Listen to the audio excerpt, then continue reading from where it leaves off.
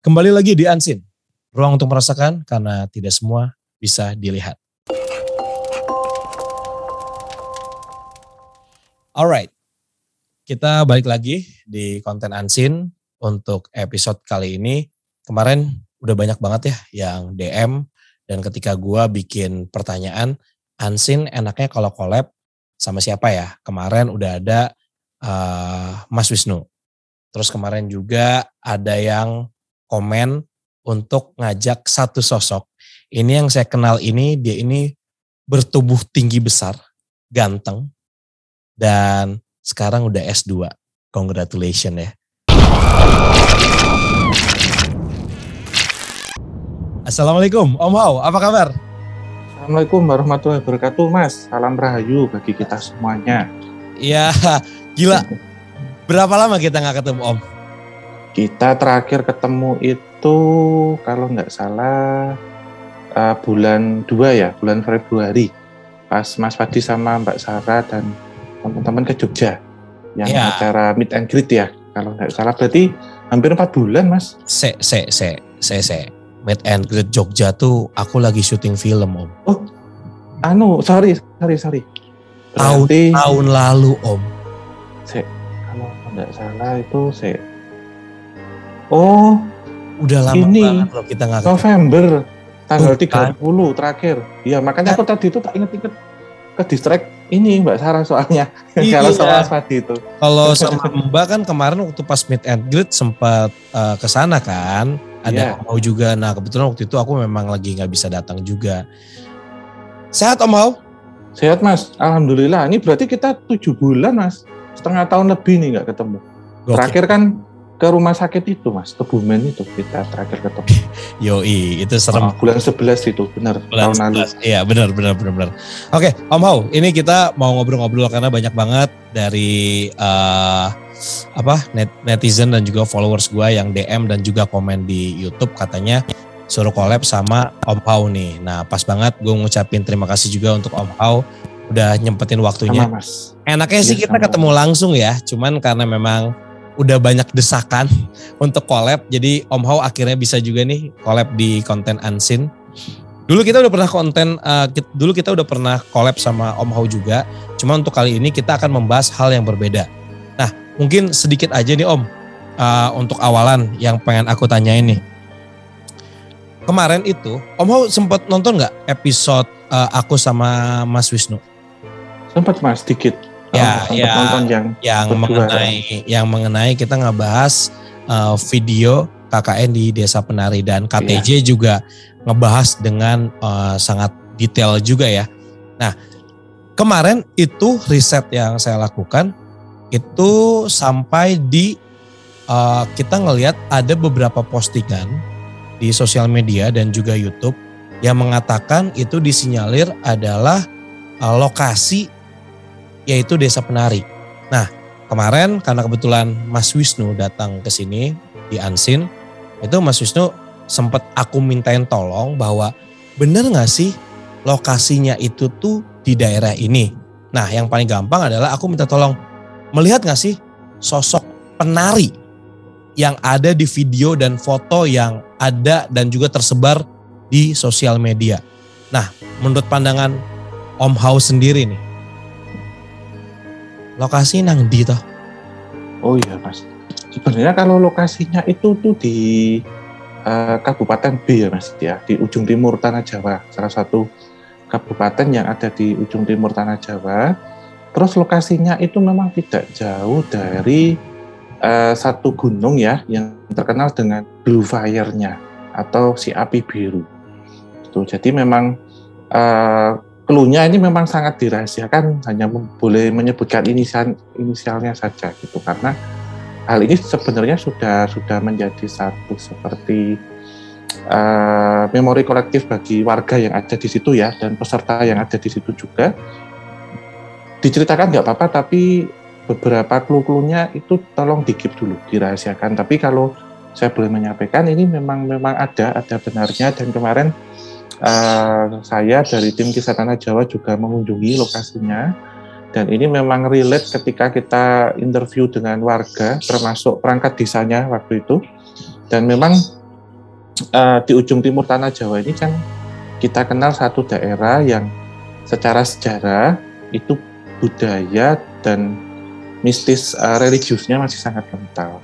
Jadi memang lokasinya itu satu desa yang ini sangat-sangat terpencil dan sudah ditinggalkan pada hari ini, bahkan sudah hampir puluhan tahun yang lalu itu desa ini sudah ditinggalkan hampir seluruh warganya gitu. Jadi kenangan-kenangan ataupun memori-memori itu pun masih sedikit membekas gitu, masih ingat gitu, karena kejadiannya memang di interval tahun 90-an dan memang hal ini memang menjadi satu seperti pengingat bagi kita semuanya untuk tetap hati-hati ataupun menghormati hukum adat yang ada di sekitar gitu, Mas. Jadi clue-nya itu ada di ujung timur tanah Jawa, di satu kabupaten berinisial B gitu. Oke, berinisial B, yang mana sebenarnya dari ciri-ciri lokasi ini juga sudah mulai banyak sekali yang menduga-duga nih dengan inisial B tersebut. Nah, tapi pertanyaannya, Om Ho udah nonton juga dong, pasti dong, film KKN di Desa Penari. Ya. Dan Om Ho juga kemarin bersama dengan KTJ juga coba menyambangi desa tersebut.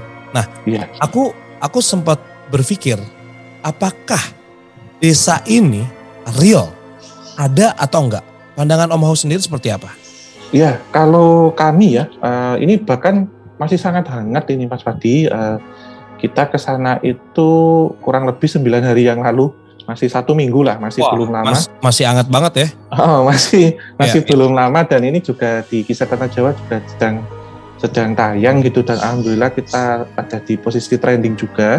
Alhamdulillah. Ini memang kalau ini secara tidak sengaja memang ada yang menuntun gitu, Mas. Itu, dan memang desa ini kalau versi kami ya dari tim Kisah Tanah Jawa itu ada gitu desanya, kemudian secara kronologi peristiwa, terus urutan lokasinya itu jadi hampir sama persis dengan yang ada di film ataupun yang diceritakan oleh penulisnya sendiri gitu. Jadi kalau dari kami, versi kami sih real gitu ya, 90% lah ya, jadi kemiripannya gitu. Jadi dari tempat tapal batas atau napak tilasnya, kemudian bekas reruntuhan desa, makam keramat, makam kuno, kemudian sendang ataupun pemandian ya Mas, sendang, pemandian, pinggir sungai, itu semuanya ada di situ. Jadi memang boleh dibilang kalaupun maaf ya fiktif belaka, hal ini hampir sama gitu. Kalau versi kami sih real gitu, karena kita temukan secara landscape, secara urutan, secara cerita dari warga ya. Jadi itu hampir sama semua Mas. Jadi sinkron, ada satu kesinkronan gitu. Jadi ketika saya membaca tweetnya pertama, kemudian yang kedua menonton filmnya, kemudian kemarin Mas Fadi sama Mas Wisnu membahas ini, dan ketika saya ke sana bersama tim Kisah Tanah Jawa, itu hampir sama, ada semua. Termasuk sosok-sosoknya yang diceritakan, walaupun di sini nanti ditemukan beberapa kisah sejarah dan juga sosok-sosok lain yang menjadi penyerta di situ yang secara keseluruhan tidak dituliskan ataupun tidak disampaikan dalam film tersebut gitu. Ya, itu kan emang lokasinya kan emang di tengah hutan ya, berarti itu desa ya? Ya, benar Mas, di tengah hutan dan di atas bukit di lereng gunung gitu. Tidak jauh dari itu. Dan itu sebenarnya katanya jauh sekali ya dari desa yang lainnya ya? Benar Mas, ya itu dari desa utamanya ya, ibarat kata itu masih harus jalan sekitar 5 kilo. Itu harus, dan itu jalan yang tidak bisa ditempuh dengan mudah gitu. Kita dengan motor saja ya itu kurang lebih 30-40 menit. Kalau jalan kaki bisa 2 jam Mas. Dan melintasi hutan-hutan dalam cakupan hutan milik pemerintah dan juga hutan ini ya konservasi gitu. Jadi ada tanaman ini juga produksi gitu. Jadi di situ seperti kita temukan ada hutan pinus, kemudian kopi, macam-macam. Jadi kita memang benar-benar di tengah Mas, dan sangat dingin sekali daerahnya gitu karena sudah mau mendekati lereng. Ya, ini dengan hitungan harus naik motor paling cepat 30-40 menit aja, itu udah cukup lumayan kerasa ya jauhnya seperti apa dan tanjakan. Dan di film juga ini sempat digambarkan kondisi di mana ada aktornya di situ kan ceritanya mogok ya. Benar. Ya, mogok dan ternyata ada yang ngajakin untuk ke hajatan dulu seperti itu. Dan tadi Om Hao juga sempat bilang bahwa ada beberapa sosok-sosok lain penyerta yang ada di situ. Nah, mungkin kalau misalnya penonton Unseen ini udah nonton juga film dari KKN di Desa Penari yang congratulations sekarang ini target udah mau ke 10 juta ya. Sekarang udah 8, berapa. Nah, di situ kan ada penggambaran bahwa ada sosok hitam dengan mata merah. Ini kalau misalnya di DMS aku sama Mbak sukanya nyebutnya uwo-uwo. Itu gak sih sosok uwo-uwo? Iya, benar sekali Mas. Jadi kemarin waktu kita menuju lokasi itu juga ada motor mogok Mas. Jadi hampir sama persis. Ada motor yang mogok gitu terus. Ini motor tim dari KTJ? Motor dari warga Mas. Jadi waduh. Kita tanpa men-setting ya, itu persis banget seperti adegan di KKN gitu. Jadi kita kan pakai mobil ini ya, HiS gitu ya, kita ke tempat warga, baru kita di situ ketemu warga dulu, nanti sama warga diantar ojek lah gitu, ojek. Ojeknya itu harus ojek khusus gitu, karena kalau ojek biasa nggak bisa menguasai medannya gitu. Jadi kita diantar dan di tengah jalan itu mogok gitu. Nah ketika sampai di tapal batas ataupun napak tilas itu, seperti ini tadi Mas, ada memang beberapa sosok uwo-uwo ya ataupun black giant gitu. Jadi sosok tinggi, gede, hitam, serem dengan mata merahnya. Atau kalau di Jawa itu nyebutnya gondoruo namanya itu. Gitu. Jadi tapi memang sosok itu energinya gimana tuh Om Hao? Karena kalau misalnya notabene dari pendapat orang-orang yang menonton ada beberapa pertanyaan kayak itu sosok yang hitam dengan mata merah itu maksudnya apa gitu. Aku mencoba menjelaskan bahwa ya aku nggak ngerti-ngerti banget gitu ya. Tapi aku coba menjelaskan bahwa sosok-sosok itu adalah sosok ya penghuni asli hutan biasanya sosok seperti itu. Iya nggak sih sebenarnya? Terus dari energi sendiri menurut Om Hao seperti apa tuh sosok si genderuwo ini? Iya benar Mas, itu jadi memang sosok endemik ya, sosok endemik yang ada di hutan. Biasanya sosok ini akan bisa ditemukan itu di pohon besar, semak belukar, batu besar ataupun bangunan kosong. Secara energinya memang cenderung lebih ke netral menurut saya jika kita menemukannya di desa ya. Netral itu dalam artian positif juga tidak, negatif juga tidak. Lantas satu sifat khasnya itu terkadang sosok black giant atau uwo-uwo ini adalah mesum gitu, ataupun agak sensitif ketika melihat perempuan gitu dari bangsa manusia, sehingga sosok ini yang terkadang akan seperti menggoda dalam tanda petik gitu. Ataupun dalam arti apa ya, karakter mesumnya itu kadang bisa ke arah seperti sexual harassment gitu Mas. Jadi memang waktu kondisi-kondisi kayak KKN kan ada mahasiswi ya, itu jadi inceran. Iya, ada adegan di mana ya Tisa Biani juga di situ kan emang cantik ya. Dan udah diliatin kebetulan emang karakter Tisa di situ kan dia emang sensitif ya kan. Ya. Ayu sama Widya ya namanya. Iya, benar. Ayu sama Widya ya kan. Nah, di situ memang bisa melihat dan itu tuh adegannya lagi di kamar mandi. Ya kan, makanya si sosok uwo-uwo itu ada gitu ya.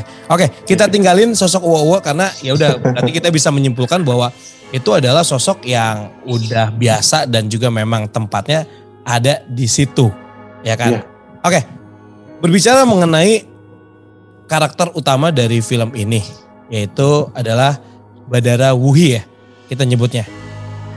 Apa tuh gimana sih cara nyebutnya yang benar kalau Jawanya itu Om Hao? Badara Wuhi Mas, Badara Wuhi. Badara Wuhi ya? Wuhi ya, atau kalau Jawa banget ya Bodoro Wuhi Mas. Bodoro Wuhi ya. Okay.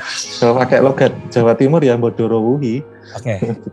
Ketika KTJ yang mana Om Hao juga ke sana, apakah kalian menemukan sosok itu atau tidak?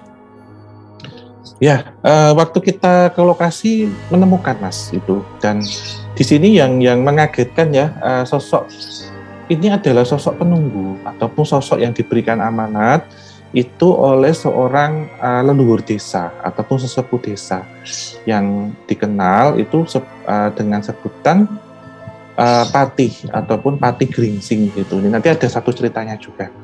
Nah, sosok Patih Gringsing ini ternyata memerintah sepasang siluman ular, yaitu satu Badarawuhi itu yang sosok siluman ular betina, dan ini punya pasangannya Badarui, itu sosok siluman ular jantan.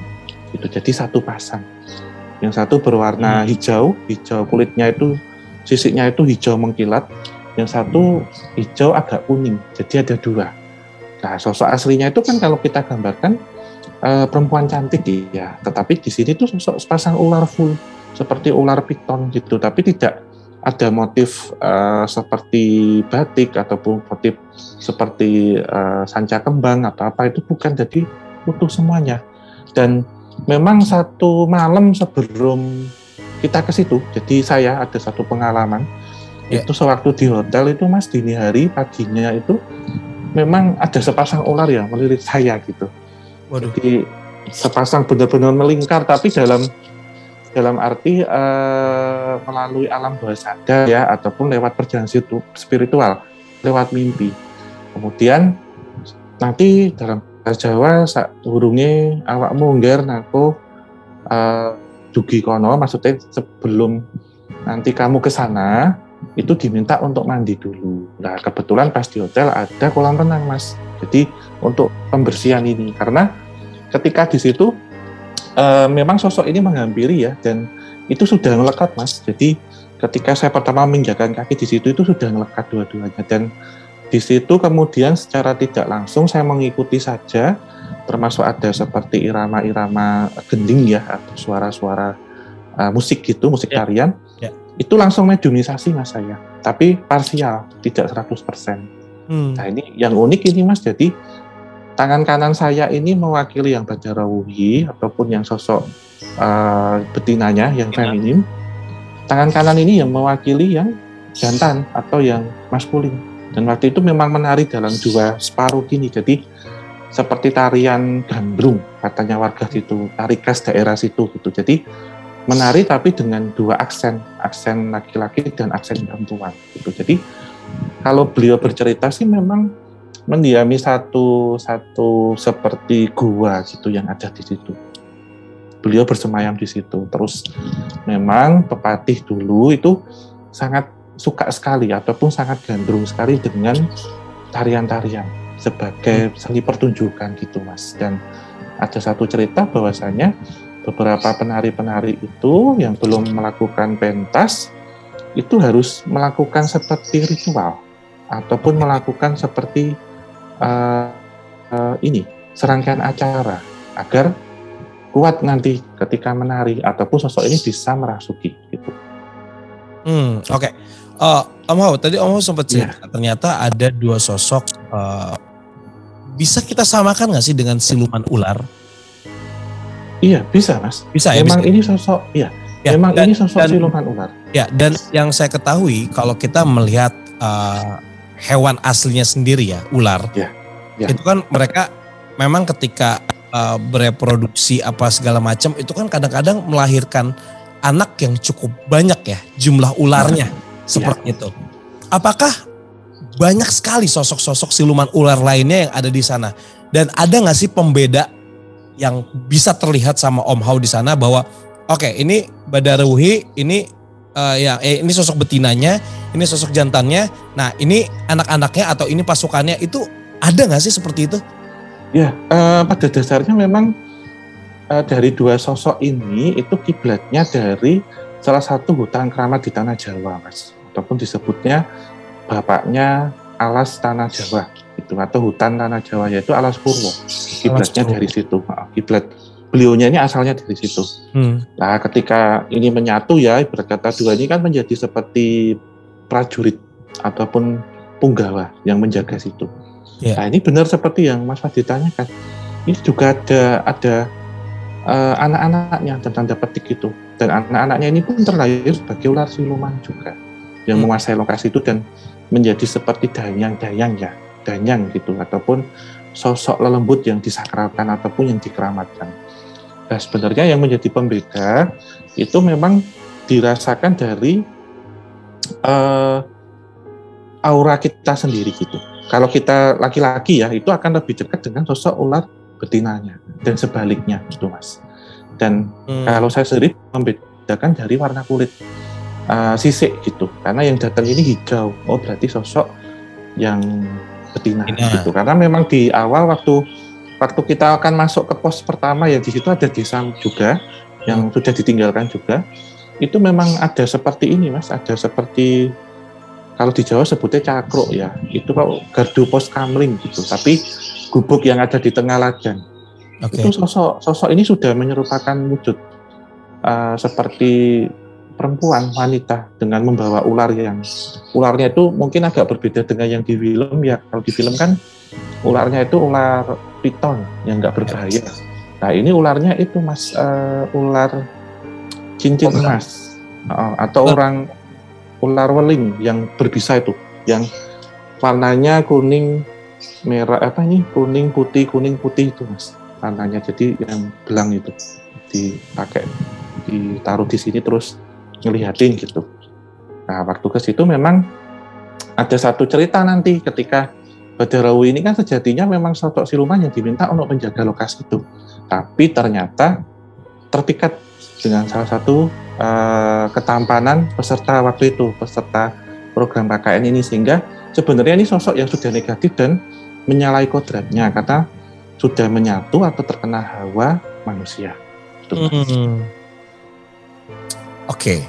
Kalau di ceritanya ini kan kita bisa mengambil kesimpulan bahwa ketika kita datang ke suatu tempat atau kita melihat atau mengunjungi ya tempat yang kita belum pernah datang, apalagi alam terbuka yang kita nggak tahu ada siapa aja penghuni di sana yang kelihatan maupun tidak kelihatan. Nah, apa yang dilakukan anak-anak di cerita ini dan di KKN ini itu kan ada salah satu yang melakukan kegiatan seksual seperti itu. Ya.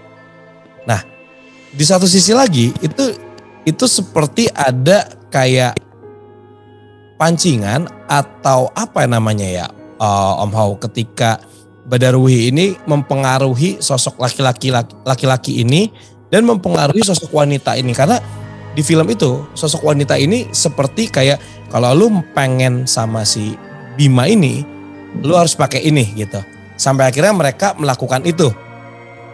Nah ini tuh sebenarnya apa sih? Apakah si sosok siluman ular ini atau Badarwi ini memasuki sosok si wanita ini untuk bisa bersenggama atau mungkin bisa melakukan kegiatan seksual seperti itu, atau seperti apa? Aku masih belum paham gitu. Ya ini tentunya ada satu jebakan ya Mas, ataupun jebakan dari manipulasi makhluk astral ini kalau saya tafsirkan gitu. Jadi memang dibangun ya dari dua hasrat ini, dalam artian Mas. Ya.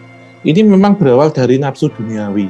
Jadi ada nafsu yang tidak terbendung ya, ataupun hasrat. Itu memang mereka itu kan secara tidak langsung menaruh rasa gitu. Walaupun sebenarnya sosok Bimanya ini lebih suka ke yang lain gitu. Tapi karena ada satu kesempatan gini-gini, akhirnya dengan mudah sosok astral itu kan masuk gitu, ataupun memanipulasi pikiran-pikiran itu, sehingga terjadi satu pelanggaran ataupun satu penyimpangan ketika orang ini sudah tidak kuat secara religius ataupun tidak kuat secara spiritualis gitu. Jadi bisa dimanipulasi ataupun bisa diselewengkan gitu Mas. Dan terjadi kasus senggama itu gitu, sehingga terkadang begini, ketika sosok astral ini kan juga memiliki satu ketarikan secara asmara ataupun secara seksual terhadap lawan jenis.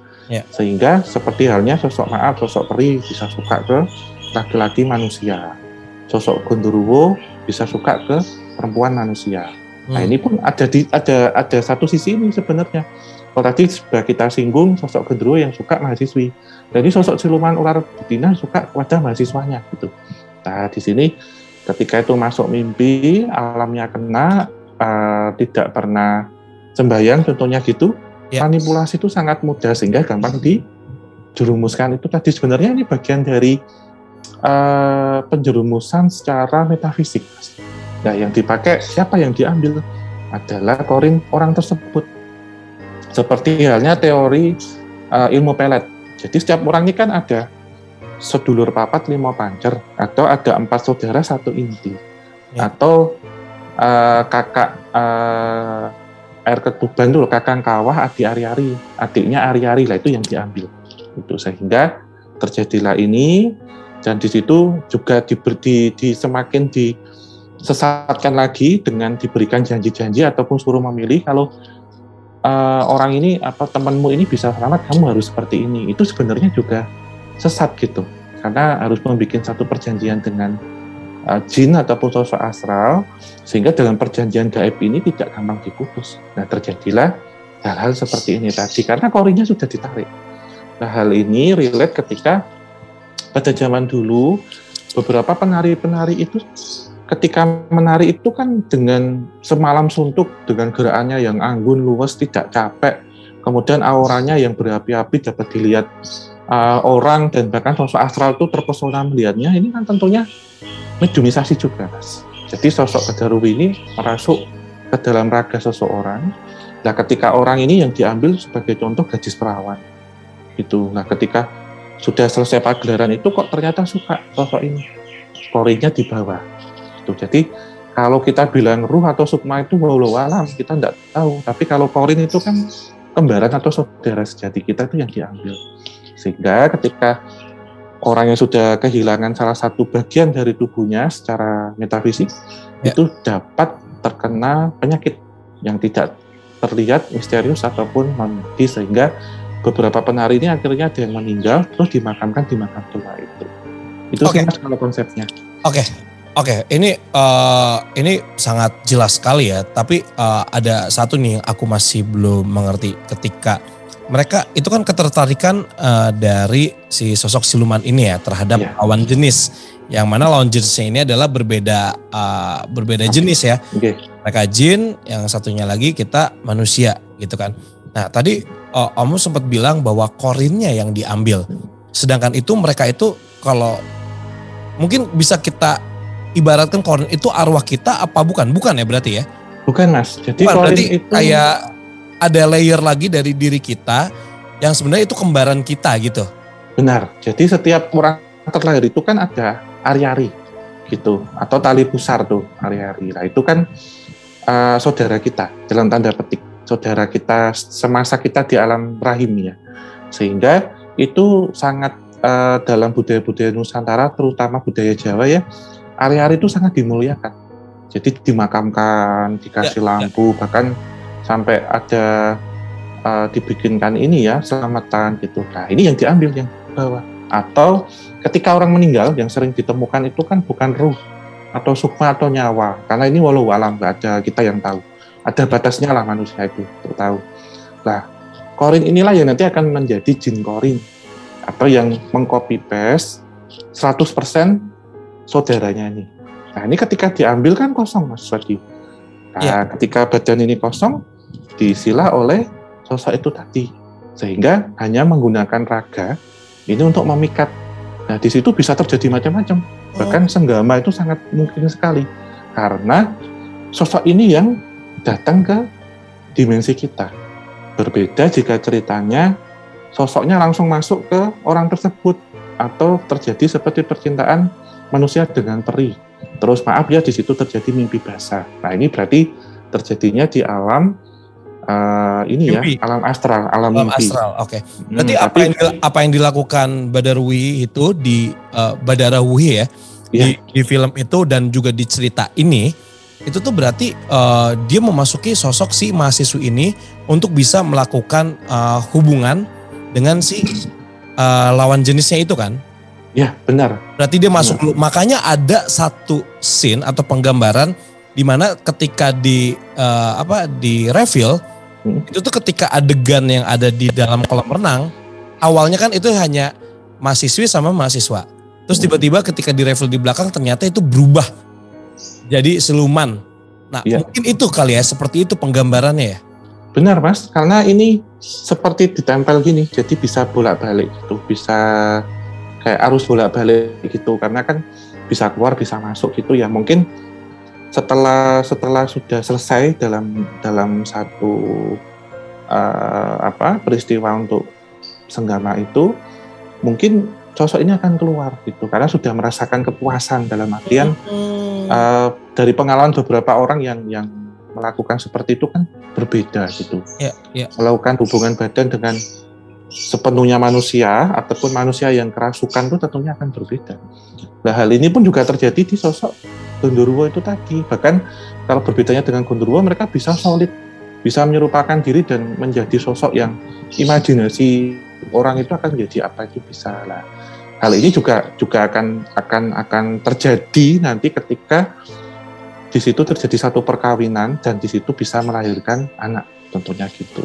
Tapi ada satu perbedaan yang membedakan hanyalah ketika yang perempuannya ini manusia itu bisa hamil secara alami ataupun secara langsung. Tapi kalau yang laki-laki yang manusia itu biasanya anak-anaknya ini akan terjadi di dimensi astralnya, Mas. Karena di dunia astral ya?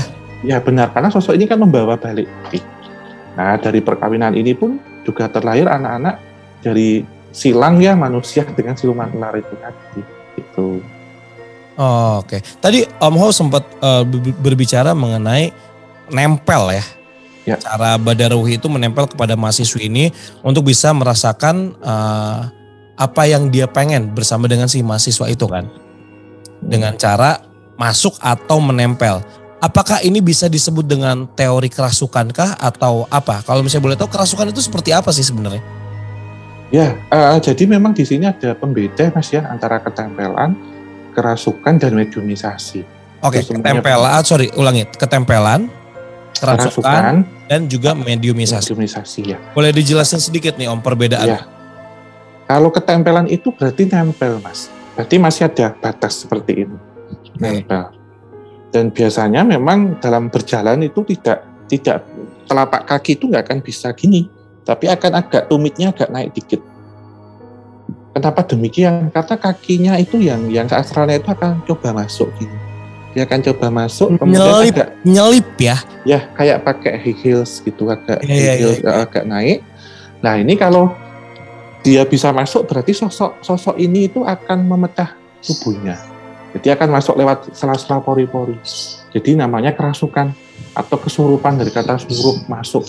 Gitu, jadi masuk. Jadi itu lebih dalam lagi kalau kerasukan. Kalau nempel tuh cuman ngikut aja gitu ya? Iya. Sehingga ini menjadi satu indikasi ketika orang ketempelan itu berat, Mas. Dari belakang kepala sampai dengan tulang ekor akan panas, akan berat. Atau jalannya agak gini dikit. Karena sosok ini berusaha untuk nempel saja. Tapi belum kerasukan jatuhnya? Iya, masih sadar. Gitu. Oke. Kalau kerasukan berarti bisa kita simpulkan bahwa udah 100%. Iya. Fungsinya. Jadi sosok ini sudah membajak. Jadi sudah ngebajak orang tersebut. Karena apa? Karena korinya yang mengisi kita ini kan tentunya ada software-nya ya. Itu dipaksa keluar, Mas. Jadi dia akan ngisi, akan memanipulasi. Jadi seseorang yang awalnya itu kalem itu kemudian jadi beringas, omongannya sudah beda gini-gini. Karena sudah dikendalikan itu tadi, tapi dengan catatan ini tidak disengaja. Nah, kalau mediumisasi berarti memediakan diri, memberikan raga ini dipinjamkan untuk sosok astral masuk. Itu otomatis kita udah ngomongin dengan orang-orang yang punya special gift ya, jatuhnya seperti itu ya. Ya, Om, kita bisa tahu nggak sih ciri-ciri orang yang menjadi inceran atau random aja gitu atau gimana sih? Apa yang ngebuat orang itu tuh bisa diincer sama makhluk astral? Iya. Dalam kondisi cerita di KKN ini ya, seperti itu. Iya. Iya, sebenarnya berkaitan dengan aura, Mas. Jadi aura orang itu kan terbagi 3 ya untuk makhluk astral ya. Ditolak, dihindari atau ditolak, netral ataupun disukai. Itu sebenarnya terlihat dari pancaran orang itu sendiri. Ketika orang ini mungkin orang akan lebih suka lihat dia itu, makhluk astral pun juga akan lebih suka. Nah, dalam hal ini ada sosok peserta yang memiliki kemampuan sixth sense atau indigo. Nah, orang ini akan susah dimasuki. Kenapa? Karena memiliki jin korin yang menjaga, korin yang berasal dari leluhurnya. Ya. Kalau tadi di situ digambarin ya. Ya, benar. Ada sosok yang ini, tapi sewaktu kami penelusuran ke sana, saya sama tim Kisah Tanah Jawa tidak menceritakan sosok ini secara detail. Karena kami lebih fokus terhadap pelanggaran hukum adatnya itu seperti apa.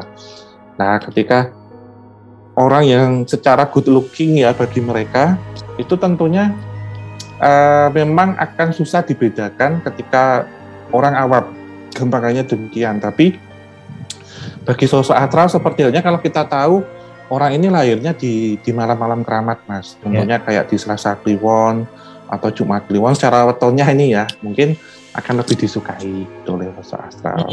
Jadi ada hitungan-hitungan tersendiri ya, nggak cuma dia good looking secara penampilan fisik dipandang mata oleh manusia juga, tapi selain itu juga ada beberapa aspek yang bisa membuat bahwa itu bisa diincar juga gitu ya dari aura tersebut ya. Dari aura tersebut, kemudian kalau orang ini mungkin pernah mengilmu ya atau sesuatu hal tapi tidak bisa maksimal, misal ada satu kartu batin atau ubun-ubunnya sudah terbuka, itu juga sangat gampang. Jadi sekali orang yang kena kerasukan ataupun kesurupan, tapi bukan mediumasi ya, kalau mediumasi itu orang yang profesional untuk bidang itu, akan gampang kena kesambet.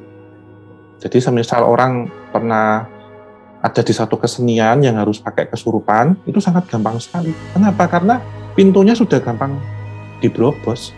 Jadi pintunya nggak kekunci lah ya istilahnya ya. Ya sudah dijebol ini servernya atau gemboknya sudah nggak di lock lah, udah unlock gitu kalau udah unlock gitu ya. Jadi setiap orang bisa buka nih. Gitu. Sekarang udah susah, harus ada email masuk ke pajak soalnya.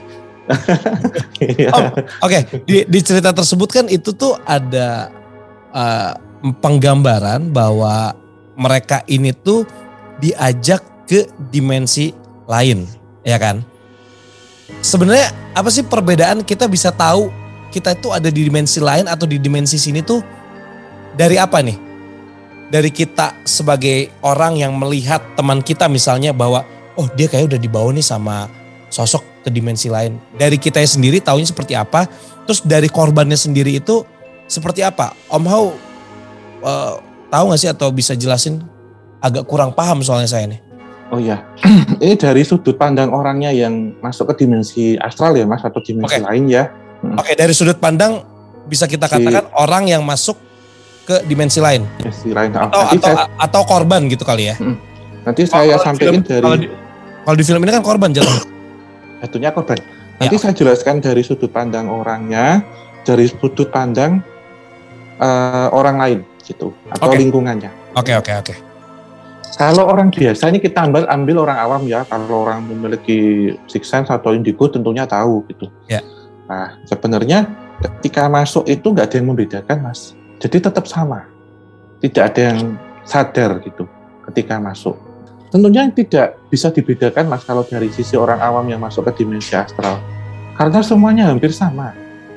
Termasuk landscape-nya di situ seperti apa, ketemu orang yang juga seperti apa. Hal ini terjadi dari beberapa pendaki gunung ataupun orang yang tersesat di hutan. Nah, yang bisa membedakan itu ketika nanti kembali ke dimensi nyata. Orang-orang di sekitarnya akan tahu perbedaannya. Pertama, biasanya setelah kembali itu linglung ataupun dia seakan-akan kosong, lupa. Jadi setelah kembali ya berarti ya. Terus durasi waktu Mas. Durasi waktu itu nanti ketika ditanya ya, misal warga tanya ke orang yang tadi terjebak di dimensi astral. Dia hanya cerita, saya itu hanya ke warung ataupun tadi melihat pagelaran itu hanya 30 menit, nggak ada 1 jam. Tetapi di dimensi nyata sudah 1 minggu, bahkan sudah berbulan-bulan. Gitu. Jadi ada rentan perbedaan waktu, sebentar di sana, lama di alam kita. Gitu. Terus yang paling sering itu ketika dia dibawahi oleh-oleh dari sana.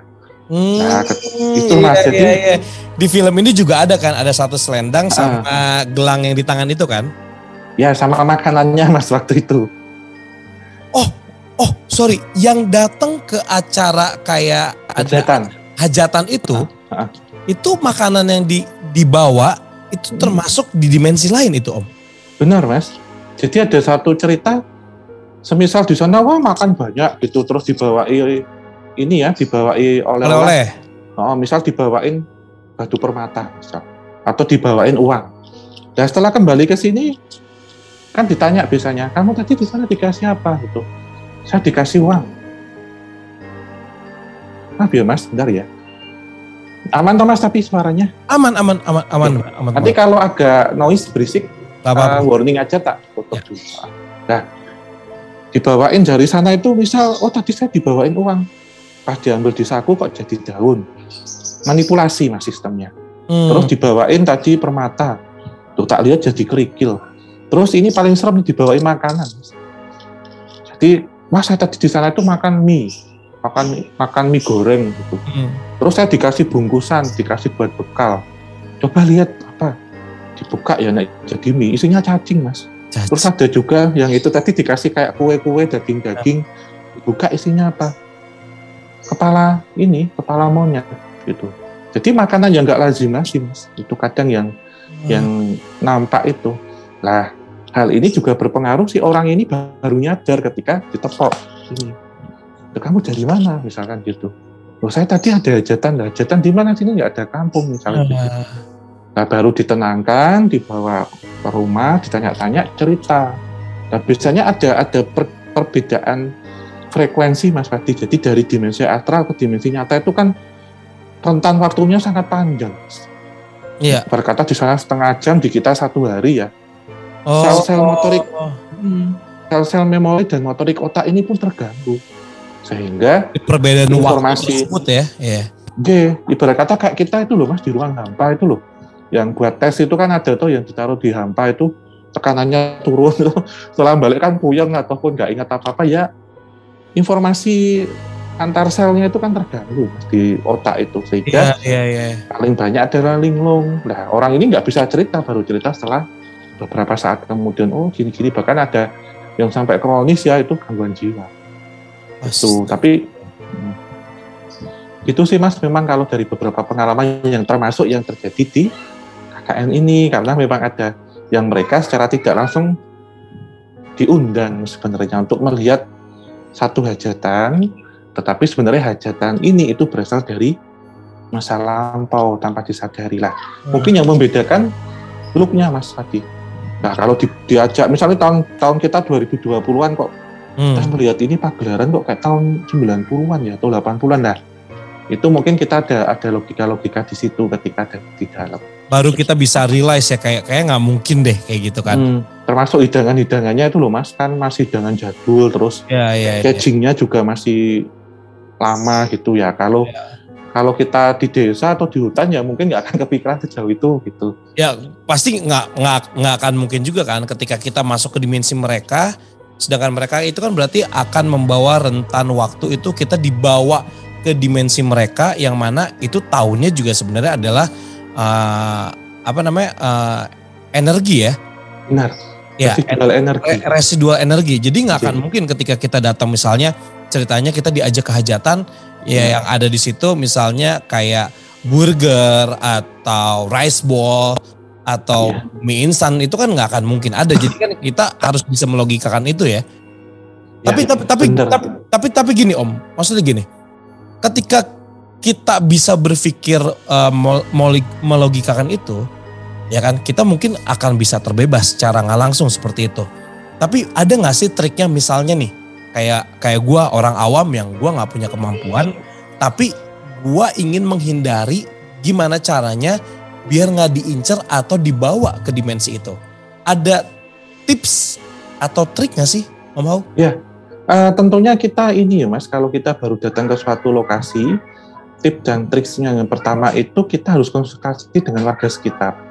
Pantangan-pantangan apa yang tidak boleh, ini sebenarnya sangat simpel. Seperti halnya kita jangan sampai keluar ataupun melebihi batas maghrib atau surup, itu paling penting. Karena apa? Maghrib itu kan terbentuk antara batas siang dan malam. Dan di situ terbukanya gerbang antar dimensi. Jadi sangat dimungkinkan ketika gerbang itu sebenarnya ada di 3 tempat, di gunung, di laut, dan di hutan. Nah hutan ini Mas, kalau yang bisa kita jangkau itu paling hutan ya. Kalau gunung itu pun kalau pendaki biasanya gitu. Nah pantangan-pantangan di kampung ataupun di desa yang masih menjunjung hukum adatnya itu kita harus patuhi. Jadi mungkin akan dikasih tahu oleh warga, kamu hati-hati Pak Men, sebelum maghrib harus pulang, tentunya gitu, sehingga luar batas itu bisa saja kemungkinan ini terjadi gitu Mas. Jadi kita ketika datang ke suatu tempat tentunya kita harus tahu seluk-beluknya seperti apa, yang nggak boleh seperti apa. Terus kemudian juga menjelang tengah malam itu juga harus kita hati-hati. Kalau kita ambil konteksnya ini di hutan gitu. Nah kalau kita lihatnya di gunung udah beda lagi, seperti halnya saat sudah diperingatkan jangan naik terlalu tinggi, ataupun ketika ada kabut lebih baik jongkok dulu gitu, jangan malah ditembus, karena kabut itu pun juga bisa menjadi seperti gerbang antar dimensi Mas. Jadi ketika kita terjebak dalam kabut lewat selesai lah, kita sudah masuk ke dimensi itu. Tapi saat kita agak tiarap atau kita jongkok itu kan lewatnya di atas. Terkadang kabut itu manifestasi secara nyata itu dari sosok-sosok gaib yang lewat. Bisa seperti itu juga Mas. Bisa seperti itu juga. Wow. Ini baru tahu juga nih tentang masalah kabut seperti ini nih Om nih. Om, tapi ini sedikit ya di luar KKN gitu ya. Kalau misalnya kita mendapatkan kiriman nih Om, ya kan? Taunya kita itu dapat kiriman itu gimana ya cara ngebedainnya? Karena kan banyak banget nih orang-orang yang tiba-tiba sakit, terus periksa ke dokter, kata dokter ini nggak ada apa-apa, tapi kok sakitnya begini? Apakah dari situ aja udah bisa kita simpulkan bahwa oh ini kiriman? Atau gimana nih? Ini sedikit pengen tahu aja sih, aku penasaran. Ya, ini secara gejala sebelum periksa aja ya Mas ya, gejala dininya lah, untuk seperti gejala minor yang sering dirasakan gitu. Jadi penyakit itu kan sebenarnya satu rentan ketika kita sebut medis ya, itu bisa dirasakan setiap saat Mas, 24 jam. Kita bisa rasakan itu bisa pagi, siang, sore, kapanpun. Tetapi jika rujukannya ke non medis, itu biasanya dirasakannya hanya dua saat saja, Mas. 2 saat saja? Ya, menjelang maghrib dan waktu maghrib, Mas, yang pertama. Yang kedua, tengah malam dan sebelum subuh. Sakitnya hanya itu saja. Jadi di luar 2 waktu itu normal. Kita nggak rasain sakit apa-apa. Terus, yang kedua itu, kalau sakitnya medis itu kan hanya 1 titik, Mas. Misal maaf ya, sakit jantung. Ataupun sakit ini apa? Paru-paru ataupun lambung ya, asam lambung. Nah itu kan di 1 titik.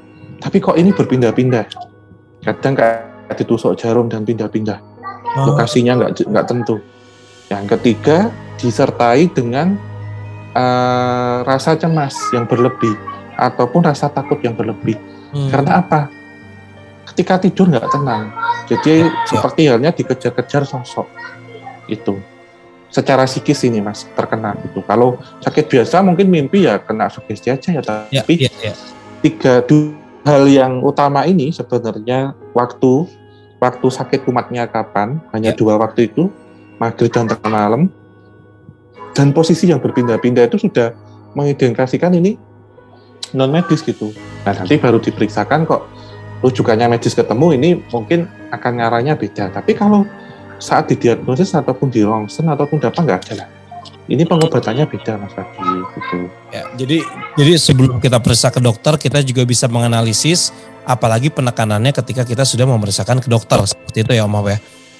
Nah jadi memang kalau saya sendiri kadang ditanya, saya harus ini periksa ke dokter dulu gitu. Kalau rujukan 2 ini tidak memenuhi ya Mas, terus di rumah nanti ada tanda-tanda lain enggak gitu, misal seperti ada letusan di atas gendeng ataupun ada mimpi buruk ataupun ada sesuatu hal ganjil, itu rujukannya kemana dulu. Tapi kalau saya pribadi tak saranin pasti ke dokter. Nah ketika di dokter nggak ketemu, baru oke, saya bisa membantu ini secara non medis gitu. Tetap logikanya kita tetap medis dulu Mas, karena apa? Iya dong. Penyakit non medis itu terkadang nanti akan berkembang jadi medis ketika ada kronis. Itu sangat sering terjadi. Gitu. Setuju, betul banget. Apalagi penyakit yang berasal dari hati ya Om Ho ya. Dari hati saya kayak misalnya kita jengkel dengan seseorang, terus kita marah terus, akhirnya itu bisa merambat kemana-mana. Bisa ke otak, bisa ke sakit macam-macam, itu kan karena berasal dari hati seperti itu. Om, berarti kesimpulannya adalah Om Ho berarti percaya dan yakin bahwa apa yang diceritakan di film KKN Desa Penari itu adalah real, nyata, apa adanya. Begitu? Ya kalau saya pribadi ya, ini sebenarnya sewaktu tim Kisah Tanah Jawa ke lokasi, berdasarkan ini jadi saya cuma memakai tentang yang di treat KKN ataupun yang di film itu sebagai background saja Mas, atau sebagai data mentahnya gitu. Nah ketika kami datang ke lokasi, kita menemukan fakta yang seperti itu ataupun cerita yang seperti ini, berarti cerita ini ada. Tetapi versi kami ini Mas Budi, karena kami menemukan langsung, kami mengunjungi langsung, dan kami mewawancarai warga langsung gitu. Jadi bisa jadi nanti kalaupun maaf ya, mungkin kok suatu ketika kok ternyata ini hanya karangan belaka contohnya, ini sebenarnya cocokologi gitu. Tapi cocokologi ya? Misalkan itu nanti jika itu suatu ketika menjadi satu cerita fiktif misalkan, karena sifatnya klaim yang diskursif Mas. Ya. Kalau setuju. untuk cerita seperti ini, karena ini bukan eksak gitu, kita nggak bisa menjudge ini asli atau enggak, bukan eksak gitu. Jadi kalau saya sendiri kan memang basicnya saintek dan juga sosial humaniora gitu, jadi bisa harus memilih Mas Padi. Nah ketika kita datang ke lokasi, cerita ini ada secara versi kami dan warga, berarti ada. Versi kami ini real, ada, pernah terjadi. Tapi sifatnya klaim secara diskursif, bukan fakta. Ada klaim dari kami lah. Ketika difilmkan, kemudian pernah ditulis dulu. Ini versi klaim yang dari penulis dan perfilmannya, gitu lah. Ketika saya temukan, oh ternyata ada benang merah di situ. Jadi ada satu kemungkinan pertama dulu sudah dilakukan riset di sini, ataupun kemungkinan kedua cerita kami cocok dengan yang sudah pernah dituliskan. Jadi sifatnya lebih ke klaim Mas. Jadi karena ini bukan eksak, jadi saya lebih bilang ini klaim gitu, belum ke fakta. Karena kan ini cerita Mas. Mungkin cerita juga bisa ditulis dari sudut pandang penulisnya. Tuh, nah ini dari sudut pandang penceritaannya secara verbal, ini secara tertulis. Jadi saya bilang ada benang merahnya saja. Gitu. Oke. Om Ho, thank you so much nih udah ngasih tahu banyak banget nih kepenasaran saya untuk masalah KKN Desa Penari. Tapi sedikit Om, sebelum kita menyudahi obrolan kita karena bentar lagi udah malam sih ya. Udah malam. Om, banyak kalau misalnya gue posting foto nih ya, ada Om Ho-nya, tuh pasti banyak banget. Om Ho, Bang Fat, atau enggak misalnya sama Mbak gitu, sama Mas sama Pak Dem. Kesini dong. Sedangkan kita tahu Om Ho punya konten namanya Kisah Tanah Jawa. Om Ho, kalau misalnya diajak di luar Jawa untuk melakukan apalah misalnya observasi lah, atau misalnya penelusuran lah, seperti itu. Mau gak sih Om? Atau ada pantangan tersendiri nih Om? Karena dengan nama Kisah Tanah Jawa. Oh sebenarnya tidak Mas. Kita sangat universal. Nama Kisah Tanah Jawa ini kan sebenarnya kita mengkisahkan yang Jawa dalam artian kita ini tidak merujuk pada suku ya maksudnya, tapi kita ini besar, lahir, kita mencari nafkah dan kita tinggal, bahkan kita hidup dan bekerja ini kan di Pulau Jawa. Pulau ya saya sebutnya secara keseluruhan. Jadi ketika kita paham, kita tahu benar seluk-beluknya, pasti para leluhur akan merestui untuk kita ekspor Nusantara Mas, lebih luas. Merinding Mas kalau cerita begini. Jadi Kisah Tanah Jawa pun nanti kalau kita ya biar kata kalau kita menelusuri Jawa itu nggak akan selesai juga, tapi sebentar. Ini tahu gitu. Ya, Om Ho bisa ngejawab mengenai Kisah Tanah Jawa dan kenapa awalnya mengambil nama seperti itu, selain tadi adalah itu adalah blessing ya dari para leluhur. Om Ho kapan ke Jakarta? Gue ajakin ke Outframe, waktu itu gue udah janji. ya di konten Outframe gue. Kita ngobrol lebih luas lagi sama nanti gue fotoin Om Hao di Outframe. Setuju? Siap, Mas. Insya Allah ya. Mantap ya. Kabarin Siap, kalau ke Jakarta nanti saya undang di Outframe. Terus juga nanti kita foto-foto sedikit juga. Terus sama satu lagi, berarti bisa saya simpulkan bahwa dari cerita yang terjadi di KKN itu selain memang ada godaan-godaan dari bangsa yang beda dimensinya sama kita juga satu, kita harus memperkuat iman dan juga ketakwaan kita di mana kita ini tidak gampang untuk bisa terpengaruhi. Itu salah satu kunci ya, bisa saya katakan seperti itu ya Om Hao ya.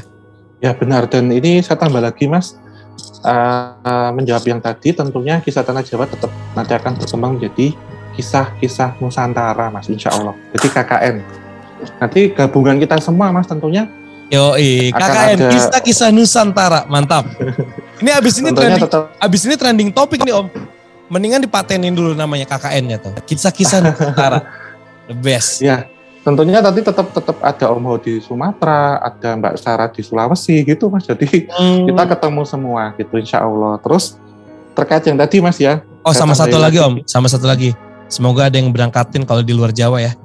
Amin. Kalau di Jawa doang masih bisa nyetir Om. Iya. Di luar Jawa kan lumayan ongkosnya. Iya benar itu. Masalahnya kan itu doang ya.